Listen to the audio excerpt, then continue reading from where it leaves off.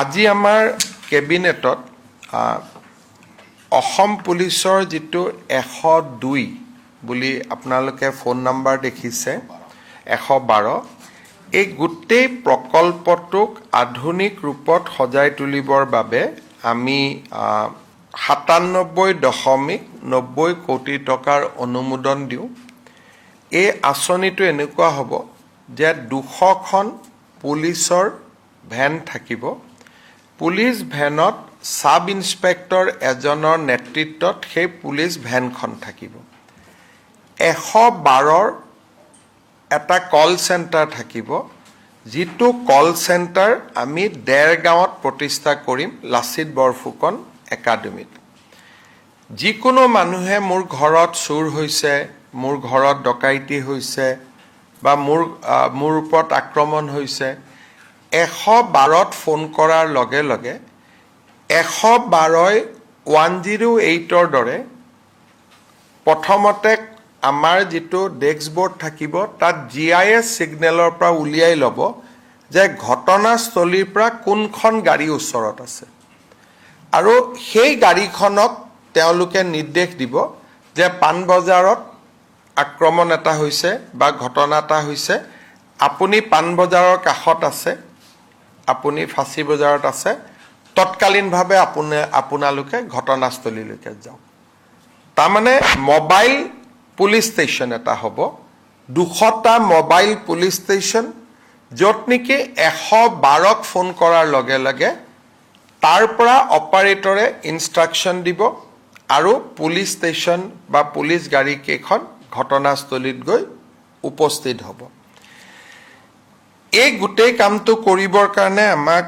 1000 জন driver লাগিব 200খন গাড়ী কেইবাটাও শিফটত হ'ব 200খন গাড়ী লাগিব আমাক সফটওয়্যাৰ লাগিব আৰু কন্ট্ৰোল ৰুমত এনি টাইম বহি থাকিবৰ কাৰণে 200 গৰাকী লৰা ছোৱালী লাগিব এই গোটেই প্ৰকল্পটো আমি ৰূপায়ণ কৰিম আৰু তাৰ বাবে 100 কোটি টকা আজি কেবিনেটত অনুমোদন দিয়া হৈছে এনে ধৰণৰ আধুনিক 112ৰ সেৱা উত্তৰ প্ৰদেশ আৰু তেলেংগানা চৰকাৰে খুব ভালকৈ ৰূপায়ণ কৰি আছিল